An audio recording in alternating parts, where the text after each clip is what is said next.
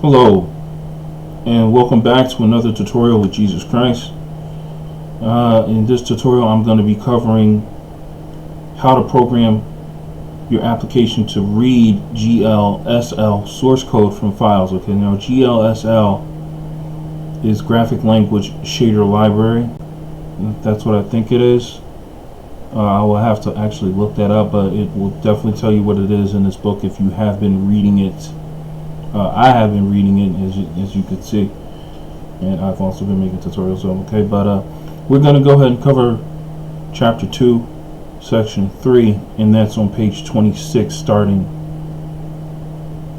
Actually, shown here, program 2.4, but it's saying 2.3 here. Okay, so whatever. We're on page 26, 27, and we're going to be programming this application how to read GLSL source from files. So we're going to be making like separate external third-party files, and they're going to be .glsl files, and our application is going to be able to read them, and we'll be able to take our shader out of our main.cpp and put those shader program syntax in GLSL files, and we're going to make those files with external text editors such as Genie or Notepad++. Okay, so this is the page we're on. Go ahead and read through it. Again, it's page 25, page 26, 27. And read down to page program 2.5. Okay, after this we're going to be drawing a triangle. Now I know what we're doing right now, for the past maybe 4 tutorials, stuff seems kind of boring, but this is the stuff that's needed in order for us to get into programming OBJs and 3D games, programming 3D renderings of 3D models that come with the companion CD. Now, no, it does seem kind of boring, but this is stuff that's actually you actually need to type all this stuff up in order to get everything to work correctly. And okay, so let's go ahead and get started. But before we actually get started, let me close this on out, and I'm going to open the blue vertex. We're still calling it blue vertex, and we'll go ahead and go to this website. Let's go to this website, GLM, because that's the math library. That's graphics library math, and you're gonna need this in order for you to use like program vectors, matrices, matrix 3, matrix 4, vec 3, vec 4, and so on and so forth. You're going to need this. Okay, so go to this website, and we'll go ahead and go to GLM website. It's going to take you to a GitHub. You click on code, and you click on download zip. Okay, you want to download that, and you want to save that. You want to save that in your main project folder. Okay, so you want to save it where you have glue. And what I'm going to do, I'm going to go ahead and make shader files. I'm going to go ahead and copy the GLFW3 and copy glue, GLM, and we're going to copy Spartan JSoil too. Yeah, copy free glue. And you want all these things inside of the root of your folder, the root of your project right here, just in case something happens to your files in the inclib, which is the include in the library folder.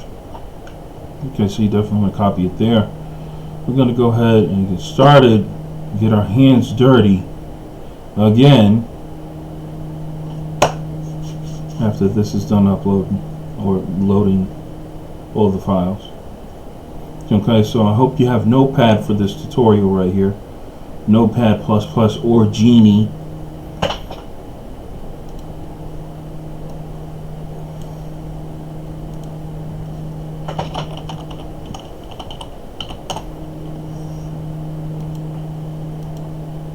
This is Genie. I got an old Genie. My Genie is white. Download this one might come back black or something like that. Okay, I'm thinking they're saying that this is an IDE, but I just use it as a text editor.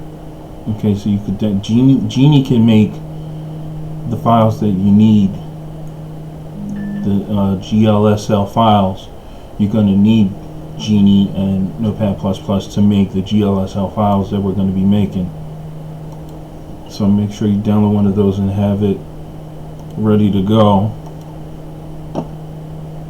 Okay, so we're going to go ahead and open up our code blocks.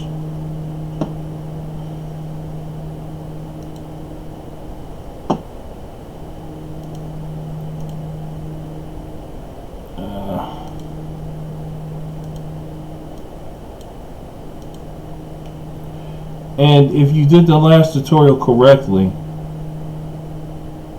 what the heck? Minimal. Code blocks default. Hold on.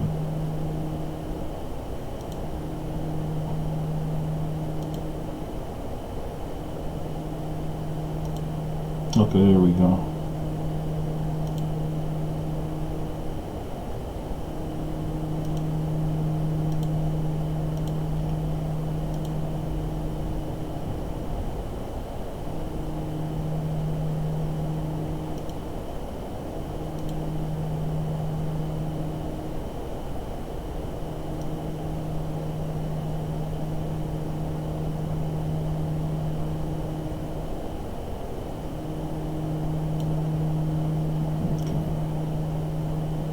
Alright, so, yeah, sorry about that, guys.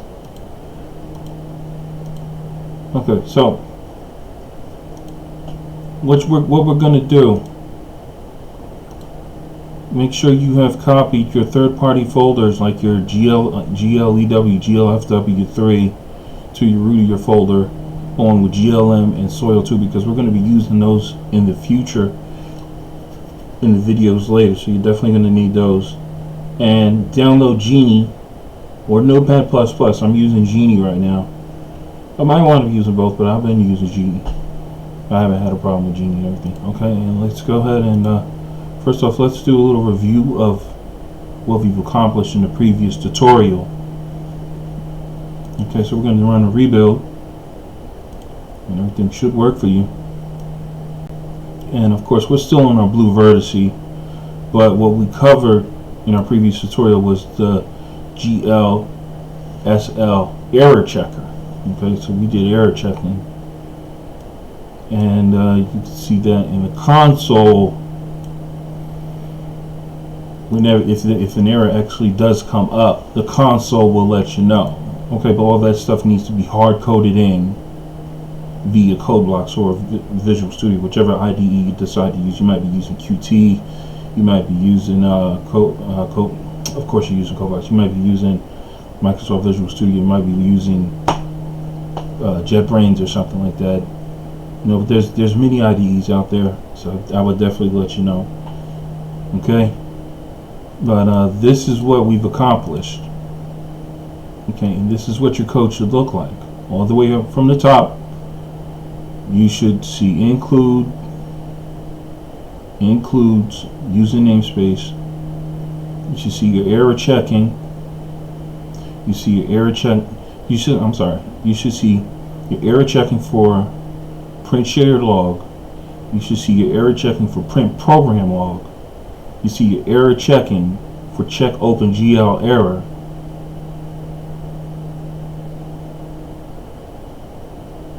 And you should see your error checking for GL compile shader. And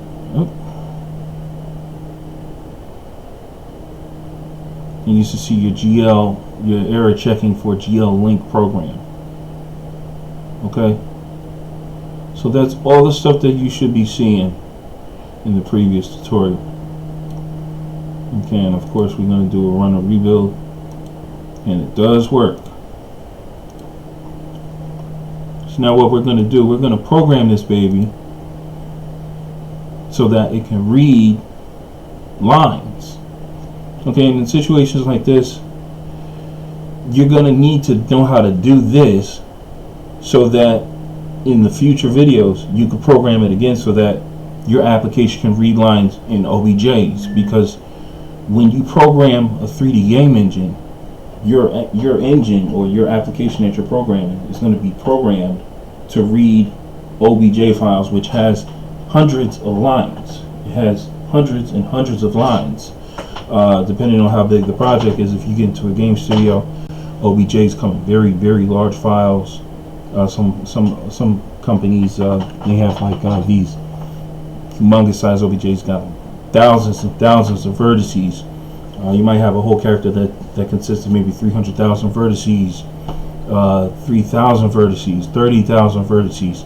Okay, in situations like that, you need to know how to program applications to read files. Okay, so that's what we're going to do in this tutorial right here. Okay, so first what we're going to do, we're going to start off at the top. We're going to enter our new syntax. It's going to be include string. And what does this line do? Strings are used for storing characters and text. And a string variable contains a collection of characters surrounded by double quotes. Okay. Next line we have is include f stream. Okay, that's going to be a combination of OF stream and if stream, and creates, reads, and writes to files. Okay, which is what I just told you about. Okay, in this tutorial we're going to be typing up something so that this application that we're typing inside of can read GLSL files, as we saw here.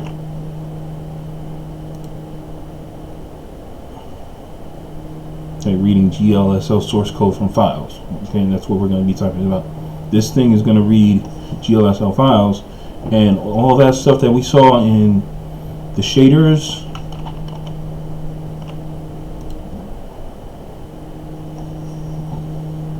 all this stuff right here is going to be in a separate file, and we're going to program this baby to read those files without having this text here. Okay, so we're going to get rid of this text right here actually, but we'll get rid of it later.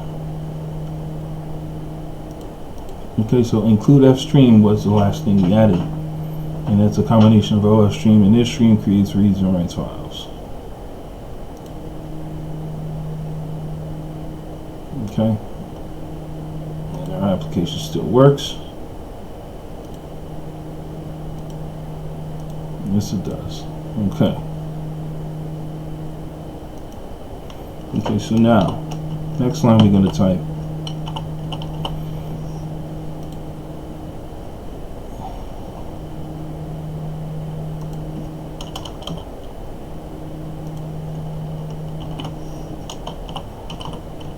string, read file, constant character, file path.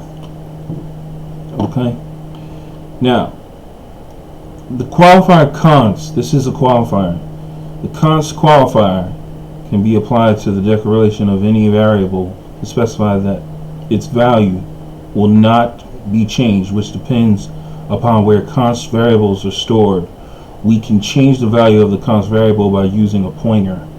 The result is implementation defined if an attempt is made to change a const. Okay? What's the next line for this?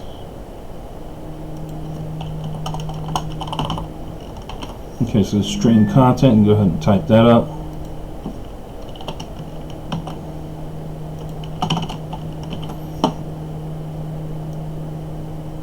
Okay, if stream, file path, iOS is in. Okay, and then C++, we can read the contents of the file by using the if stream object to that file. If stream stands for input file stream. Okay, it's not an if, it doesn't really relate to an if statement. It's input file stream, which is a class that provides the facility to create an input to some particular file, okay, which is the file that we're going to be dealing with, GLSL. Okay.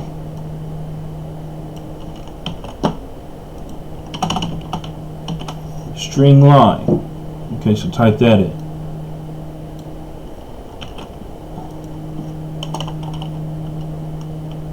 This is our while loop.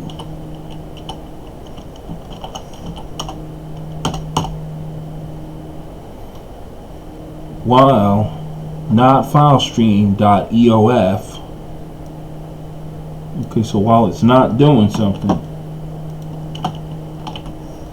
get the line file stream comma line.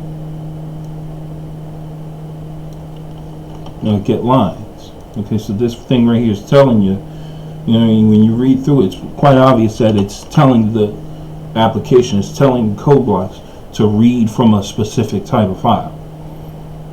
Now, when we get further into, we divulge deeper into this tutorial right here, you're going to see that we're programming this thing to read the GLSL files, and then we're going to create the GLSL files from scratch also.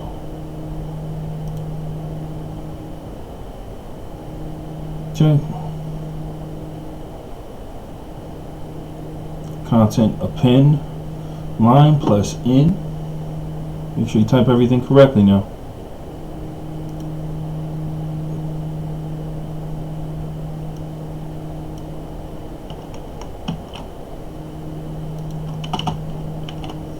File stream close. I've got to put a closing bracket there. File stream close.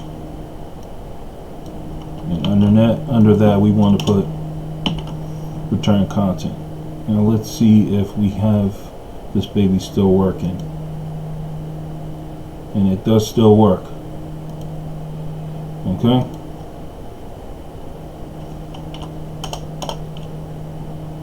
So now we're going to scroll down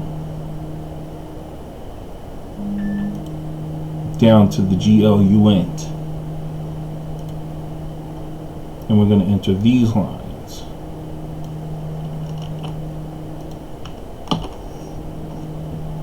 String virtshader string read file virtshader.glsl. Okay, we need to create these files from scratch, like I said before.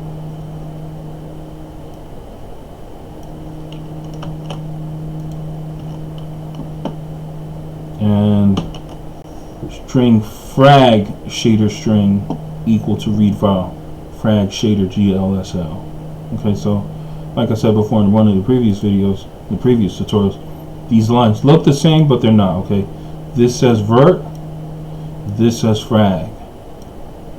Okay, this says vert, this says frag. Okay, so we're doing this for two different type of files here.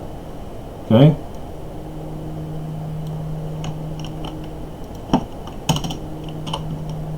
Don't get stuck because this thing's tricky. Ooh, this thing's tricky. I had to sit here and read through this specific part for about like maybe 3-4 hours. I had to do a lot of copy and pasting, and then I discovered that the PDF document that I'm reading is not the same as the book that I have, because I purchased the book, and the PDF document is not the same. The PDF document is, I guess, outdated or kind of antiquated, so the text in it is not the same. So I had to go and get the text from the companion CD, which is why it's working now, because I got all the text from the companion CD. Okay, but I tried to copy and paste the text from this PDF document right here, which I do still recommend you read, but that's why I tell you to buy the book, because the book comes with the files that actually work if you have the correct IDEs installed. And I was reading and doing testing out, trial and error, and it just wouldn't work. It wouldn't work from this PDF document because I torrented or downloaded the PDF document, you know, which people kind of discourage, but that's why I did purchase the book. I actually have two copies of it. I have the paperback copy and I have a hard copy of it. Okay, so I purchased the book twice.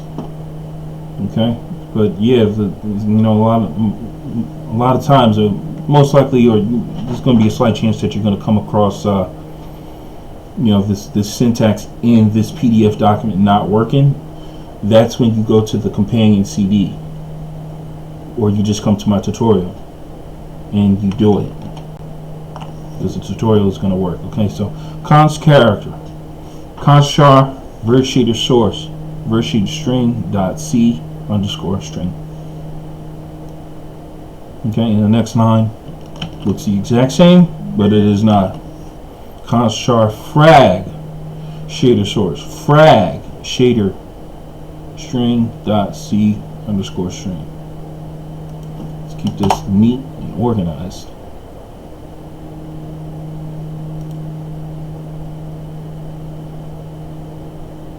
Okay, let's see if this still works. It still works.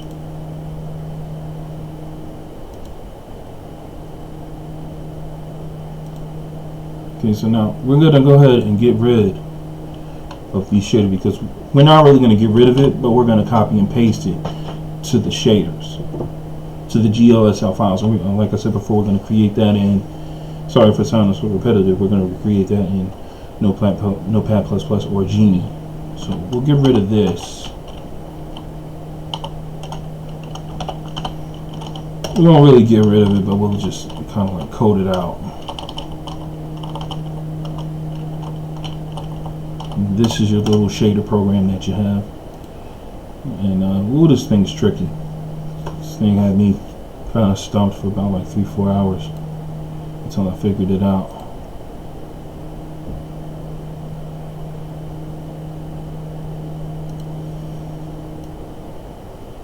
Okay, what you want to do, underneath your two nulls, I'm going to type GL shader source v shader 1 and vert shader source null. Okay, type it correctly now, don't make any mistakes. Okay, and then the second one, this is for the fragment shader, GL shader source f shader 1 frag shader source null. Okay, let's see if it still works. Of course it's not going to work. It's not going to work because we took some things out. We took this out, we're adding this. We didn't declare anything for these lines yet. If this is not being declared, these two are not being declared anymore. Okay, because these were declared up here. See, GL shader source, V shader source, and F shader source. Okay, so these were declared up here, but it's not, that's why it's not working, because we canceled it out. We're going to leave that canceled out. We're going to transfer these to the GLSL files. Okay, so make sure you got this typed up.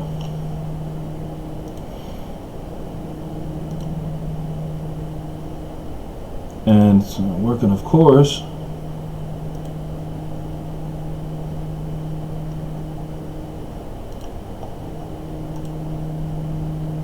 So now what we want to do, we want to go ahead and create our GLSL files.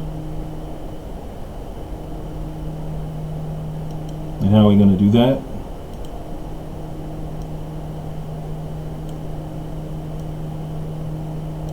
We'll go about in Genie. I'm going to use Genie.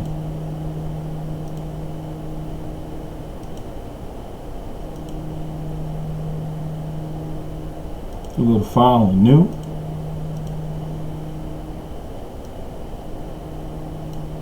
And we're going to make note that this one is going to be our vert shader. So we're going to make note of that.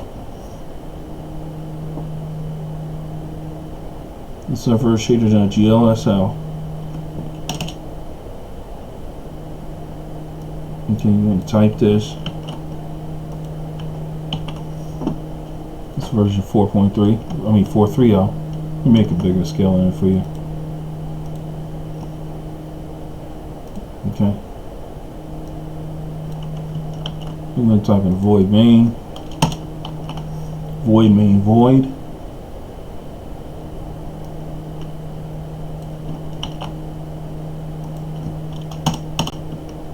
We're going to get to curly brackets.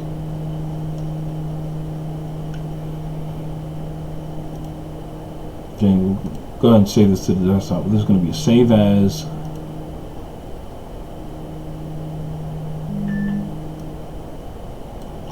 And we're going to save this as Vert Shader GLSL.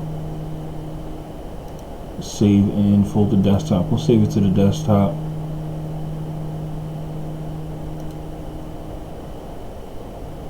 Close that out.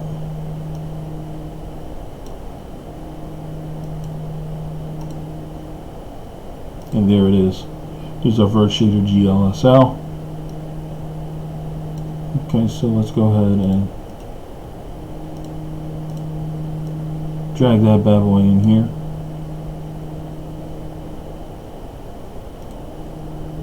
Okay. We could close this without saving now. Now let's go ahead and create another one. Let's go ahead and create our frag shader.glsl. We'll go ahead and create that in Notepad++. Okay, both of these IDEs, Genie, Notepad++, you could use whichever one you want.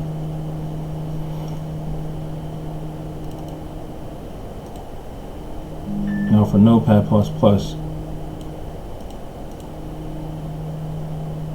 we're going to use frag shader.glsl.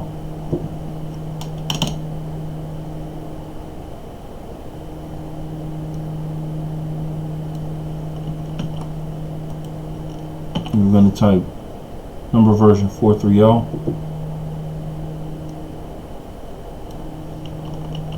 We're going to type outvec for color.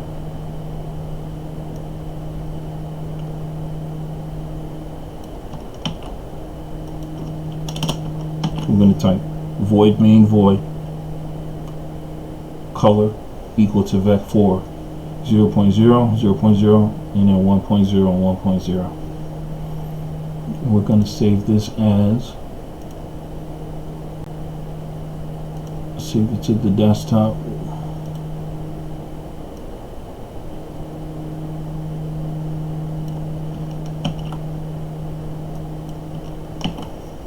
Frag shader g.glsl. Okay, and there it is.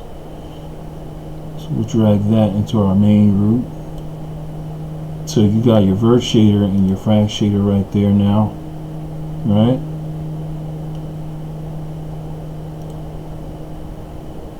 Keep this file in editor. This file doesn't exist anymore. Keep this file in editor. Let's say no. Okay, so let's just reopen it and make sure everything is there. As a matter of fact, no, we're not going to reopen it in this. We're going to reopen it in code blocks. Okay. So we're going to go now to add files, and we're going to locate those files. Our frag shader.glsl. We're going to hold control and click on our vert shader.glsl. We're going to open those, and it shows up in the others. Select an external program to open it now, and open it inside the code blocks editor. Okay, and there you have it. You have your version 430, you have your frag shader GLSL, you have your vert shader GLSL. Let's make the text bigger so you can see it. Very, very tricky, this one. This whole procedure right here is very, very, very tricky. This thing's playing tricks on my mind. Oh, girl, you playing tricks on me. But I managed to pull through. Now let's go ahead and it's saying error, V shader source was not declared in the scope. Did you mean GL shader source? And it's saying the same thing for line 139. Okay, so these are the lines that we want to use. We don't want to use these. We don't want to use these nulls. We want to use these nulls down here because I told you to type them. Okay, so we're going to code this out, and we're going to code this out, and it should be able to read our frag shader and vert shader. Okay, so you can see that our little frag shader and vert shader is no longer here, but it's here. Okay, so we'll go ahead and give it a test run. It should work.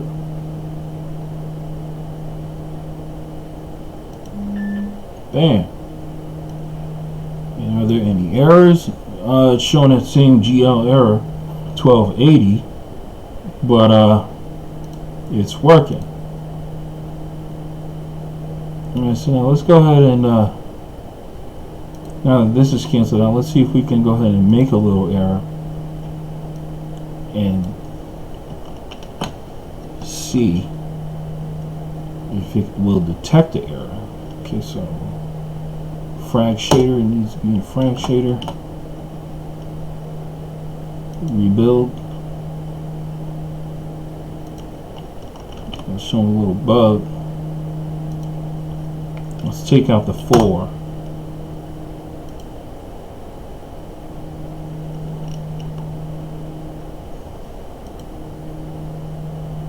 See how it's like it's letting us know there's something wrong, something is not right, because we took out that 4.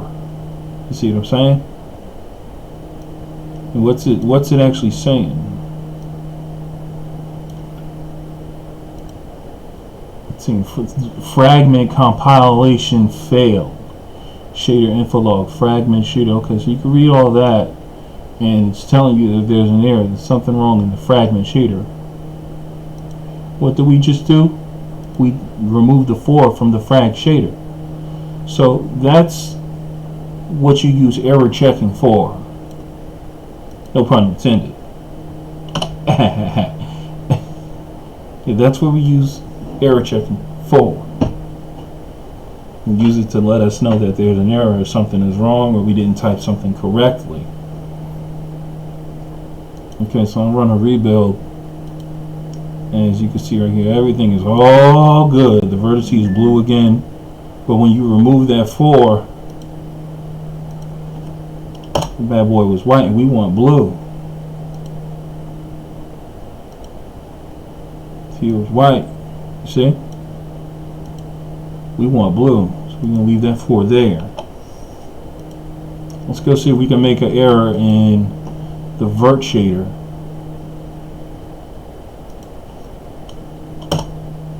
Take that out, run a rebuild. It's saying down here that everything is alright, but just letting you know, vertex compilation failed. Why? Because we removed the N from this. So it's not supposed to be GL position. It's supposed to be GL position.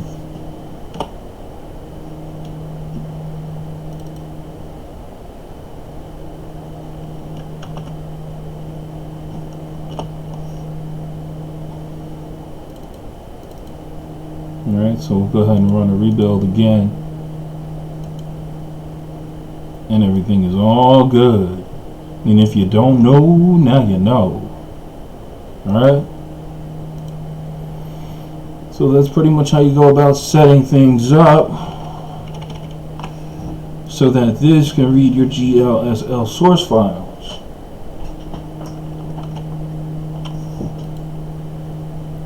You know, we could go ahead and close these up because we're probably not going to go back to them in a while. We'll go back to those in the next tutorial when we make our first triangle and we start to animate it.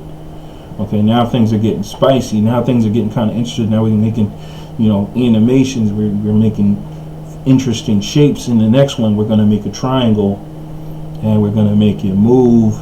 And then after that, we're going to get into, you know, we're going to get into 3D, and that's when GLM is going to kick in.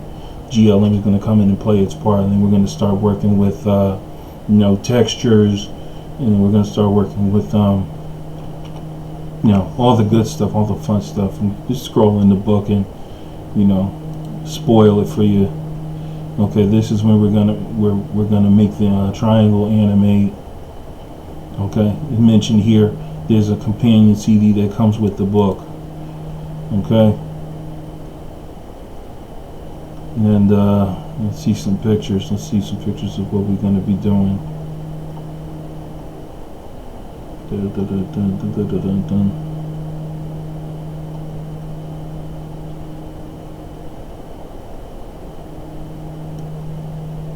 Okay, so we're going to program a red cube right here. You're going to see that the red cube is going to have maybe about like 108 vertices, when really a cube only should have 8 vertices. 1, 2, 3, 4, 5, 6, 7, 8. But for some reason they're including all the vertices that's going all along across the face, so you can make a triangle. Okay, which I think is absolutely ridiculous, because you don't need that many vertices to make a cube. All you need is 8 vertices. Okay, and then we're going to color it. You're going to need the revised fragment. You're going to need the fragment shader and the vertex shader to color your cube. This is what we're going to get into. We're going to program it to make it move around in the screen, make it tumble and bounce around. This is what we're going to get. This is what we're going to be doing. It's going to get real interesting. It just takes time. You can't just rush straight forward, because if you get towards this stuff and you don't know what to type, it's not going to work. It's not going to work for you, and then you're going to get even more frustrated. And then hopefully you're not one of those people that just decide to quit and give up on it. But you have to take things one step at a time. You have to do things in order when it comes to programming in C++, or maybe C or C#, or whichever language you decide to program 3D graphics in. Okay, so this is an instance. This is one thing I had a problem with. I'll try and see if I could get that tutorial popping for you. I can't. I had a hard time understanding this. I'm not going to be able to understand everything like the professor himself, like V. Scott Gordon and John Clevenger. But I'll try and do as many tutorials as I possibly can. Okay, good look. You got the matrix stack right here going on, 3D cube and a pyramid. Yeah, so this is the stuff that we're going to be getting into. You can look further into the book and see what we're going to be programming, the tutorials that I'm going to have to come across, the tutorials that I'm going to have to make, to keep the series, dedicate myself and commit myself to the series and to the book also. But yeah, that's it. That's pretty much how you go about linking shaders up and everything. It works. I get this little error here. It's probably because of my system. Maybe you have a better graphic card. Maybe you're not getting that. I hope you're not getting it. If you are getting it, but it's still launching, we can achieve a lot with just this little error right here. We can actually achieve the whole book. Well, actually, no, we can't. But I'm going to do as many tutorials as I possibly can to see that everybody understands and enjoys the book just as much as they enjoy the contents. And hopefully you enjoy the tutorial. I hope you enjoyed this tutorial, and I'll see you in the next one. Thanks for watching, and bye.